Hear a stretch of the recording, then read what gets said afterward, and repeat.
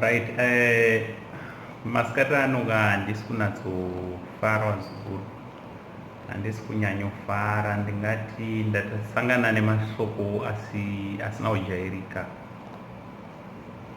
Right, mashoko erufu. Ndina mainini wangu vapfuura vashayika, so zvinhu zvisina kunyatsondibata zvakanaka. Why am I talking about here? Because she was one of the first subscribers. Ndingati content yandakatanga kusenda ndichatanga YouTube channel inoyi. That was in May, muna May, kutanga wa May, mid May. She was my first subscriber. She was the person who was always correcting me kuti dai wadai, wadi kumbudai, wadi kumbudai. Ngati imwe content ka, she's the one who was even writing it for me. And Vatican. Ndinongoti kuna mainini wangu ka dai mwaraita kuti mweya wavo uzorore nerugare.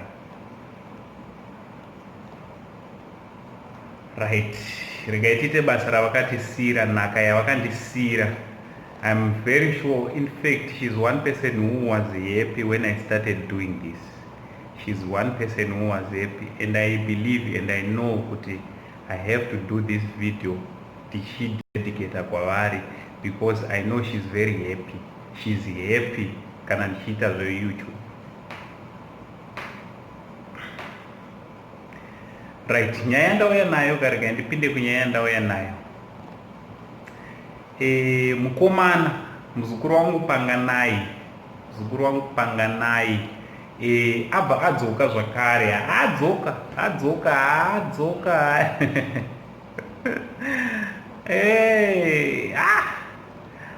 hanzi mino inenge domasi achituka mukoma mambotukirirwa. Apa zvazoita wese manje nenyaya yekuti mukomana akapiwawo chiawadi. Pane chimwewo chisilver, meno chitrophy here kana kuti chichii, but ichi chandaisa panapa chakabva kuYouTube. Ichi manje chitrophy, chirega nditi chitrophy tinzwisisa nditi. Right, chitrophy kana kuti chiawadi chinopiwa munhu anenge asvitsa 100k subscribers. So vazokuruka, please ngatisubscribe pachannel inoyi ndisvikewo mpe. Because mukomana ari kuita noise, atuka vanhu. Mukupiwa awadi ka yabva yamuwedzera zvikanzi vanhu 2 chete vane chisilver ichochichi muZimbabwe ndiJapreza naiye. Hanzi ndiyo vega vanhu 2 vari kurira muZimbabwe. Ndo vega vari kurira. Mena kurira kwakuita noise here kana kuti kwekudii kwaari kureva kuside kwake. Because kwaJapreza donhodzo takatamba, donhodzo takariona nditi. Mukomana ari kulauda, mukomana ari kuita noise. Akazoishauda nezo zvikanzi gini kushata ungati musoja. Saka uri kuti masoja akashata here nevedu. Hakuna masoja akashata zviso. Musadaro mukomana, usadaro. Usadaro paserious chapiapo. I think this must stop now. Zvakusvika pazvakufanira uchizvipera, because gini wachonaka haasi kuresponda, haasi kutuka, haasi kudii. Ndo panonetsa kuti unenge unoziva kuti ukaramba uchingotuka munhu asiri kudaira ka unenge wakutoita sebenzi. Amen. Iwe ndo unenge wakutoita sebenzi. Zvoda ukatichitukana ndikataura wopindura kuti also ndine umwe munhu ansiri kunzwisisa. Ameno ndiudzewo kuti munoona sei. Mazuva akaperawo paitwa zvimacompetition vanhu vachipiwa mari naTwabamu. Pane mukomana anonzi Mudiwa ataimuona naTwabamu, and he is a good friend of anonzi Panganai. He is a very good friend, if not related. Amen. Just now Mudiwa akuita take never taking na mukoma vatenga Ferrari. So ina nchanzvisa Mudiwa kuti is a good friend. Chimotodzai vazukuru ipapo ndangoti ningoya nacho ka timbodzidza. Iwewo shamwari yako, iwe best friend yako. yaunoti best friend yako. Mangwana weona ichienda kune munhu your worst enemy, chimbondodzo zvinofamba sei papa? Munozvigamuchirawo sei papa? Zvinofamba sei? Munozviona sei kuti munhu uyu is my friend anditi munhu is my friend but ifriend futi enemy yangu? Zvinofamba sei papa?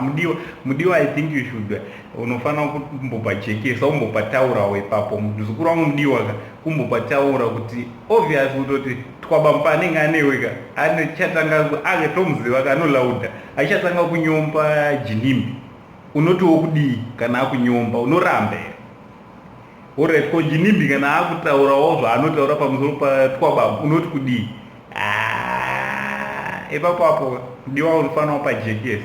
So ndochandanga ndingoya nacho azukuru chikudza kuti hamukomana ane 100,000 ndinoti muti hangu makorokoto pose 100,000 subscribers ka hapane pashando. Hanzi vamwe mese muri kupiwa peanuts hanzi muri kupiwa peanuts vanhu vanonatsobhadharwa neYouTube ka, because YouTube ka vazukuru ka it's a business and it is very unfortunate kana fortunate kuti hatisati hedu takubhadharwa but it is a business and so hanzi vanhu vari kunatsobhadharwa muZimbabwe 2 chete. Amenoti vane mamillion subscribers nema5 million vanozoti kudii kana mukomana ari kushaudha vanhu nekuda kwe100,000?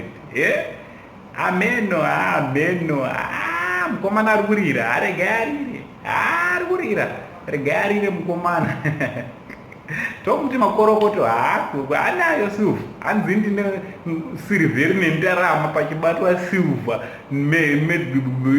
inozi trophy nefoni ye10,000 yegoridhe. Muri kurira baba, harirai mukana wenyu hainguva yenyu rirai, but mungwarire kuti kangoma karirisi manje kanogona kuzopaduka.